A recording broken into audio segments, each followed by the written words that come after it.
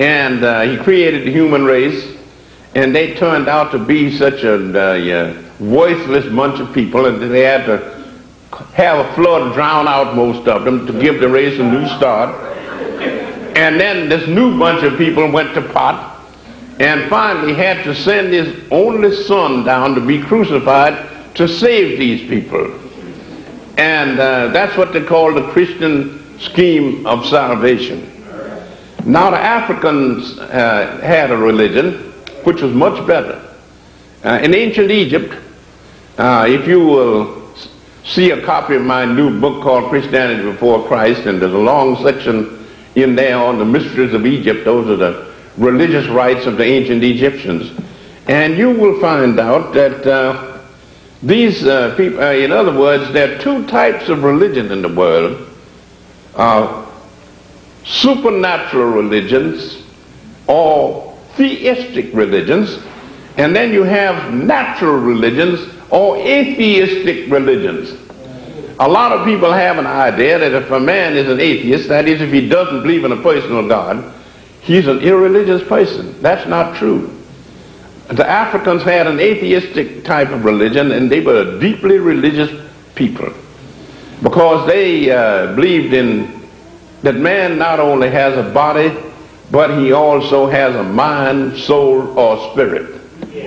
And they took the position, for instance, if you went to a temple in ancient Egypt and told the priest that you wanted Horus, the Egyptian Christ, to save your soul, he would tell you not to waste his time. That Horus, Osiris, Isis, or nobody else is going to save your soul except you.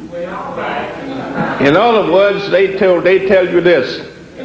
They say, we believe in reincarnation. You have lived before. You've come back to the world. And if you want a better life, the next time you come back, you'll have to earn it yourself. The gods are not going to give it to you. And the Egyptians told these people, if you want a better life the next time you come back to the earth, you live a good life now, and then when you come back, you'll have a better life. But if you lead an evil life, the next time you come back, it'll be worse. So it's up to you. Yeah, so that they told people not to pray to gods or angels or anything to save them. It was their job to save themselves. And I think that's a better religion than asking some dead Jew to save you.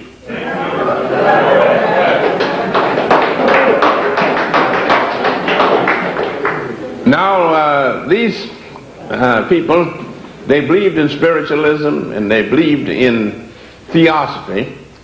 And the whole world, all the religions of the world can be traced back to this African source. And Christians say their religion is true, but paganism is false.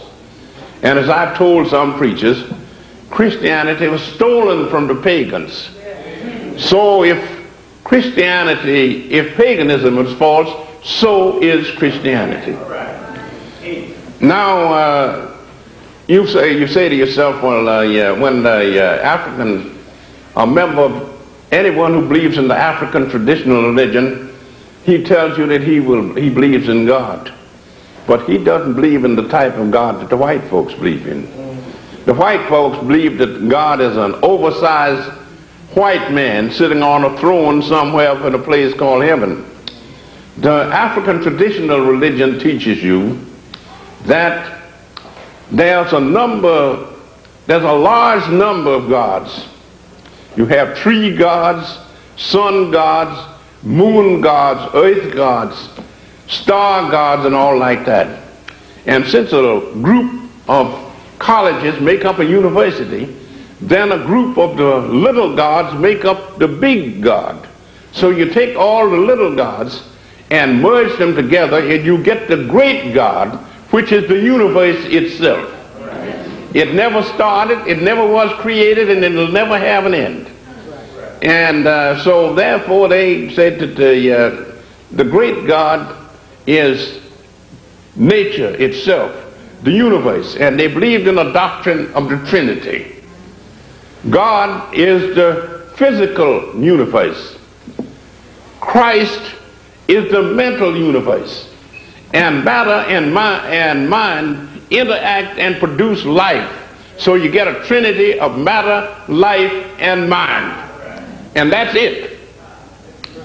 And to show you how we have been badly miseducated and misled, one of my friends is a great black scholar, Professor Yosef Ben Yochanan of Cornell University. Some of you probably met Dr. Ben. Ben went into the Metropolitan Museum in New York, where they have a very fine Egyptian collection. And the young lady is sitting at the desk. "Sir, what can I do for you?" Dr. Ben says, "I would like to visit the African collection."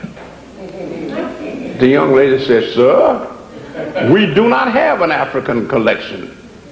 And Dr. Ben says, "I meant to say the Egyptian collection." "Oh, yes, we have an Egyptian collection." But you know the ancient Egyptians were not white people. Now, the ancient Egyptians, yes, we have an Egyptian collection, but the ancient Egyptians were not Africans. So Ben pulls a map out of his pocket, shoves it right in this girl's face.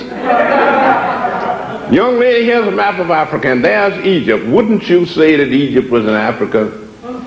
She said, "I could say so." Ben says, "Do you say so?" She said, "No." Ben says, "Young lady, you are a jackass." The young lady became hysterical. She hollered for the manager. The manager came out and running and says, "What's the trouble?" "Mr. Manager, this man just called me a jackass." So the manager says, "What's the problem?" Ben told her the story that he was looking for the Egyptian collection, and this young lady said that the Egyptians were not Africans. And he says, "I have a map here, and here's Egypt, and Egypt is a part of Africa. Wouldn't you say so?" The man says, "Well, you could say so." "Do you?" "No." Ben says, "You also a jackass." So he said then he ducked out and got out of the vicinity because he was afraid they're going to call the police and put him in the jug for disorderly conduct.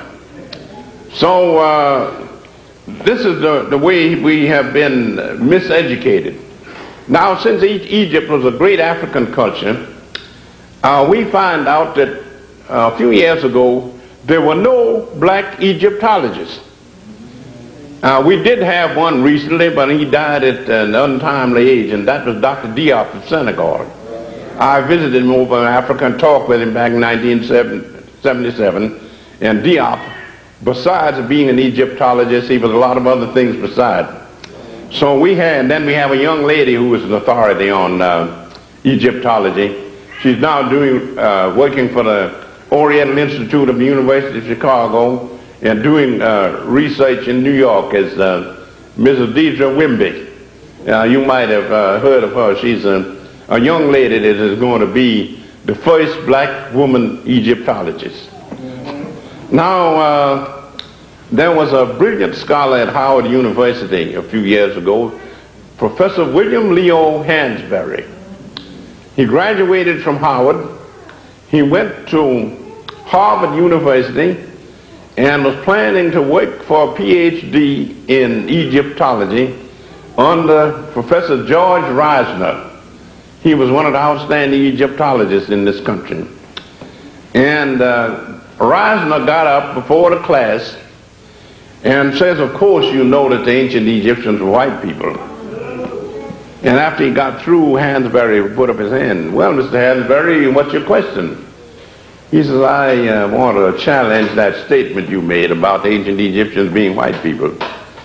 He says, "I've read Herodotus' history of Egypt, and he says the ancient Egyptians had black complexions and curly hair." He says, "Well, Mr. Hansberry, I don't accept Herodotus as an authority." So Hansberry tackled him.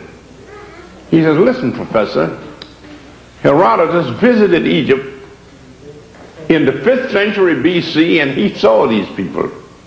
You didn't visit them, and you didn't see them." So Hansberry had him kicked out of his class. So here he was trying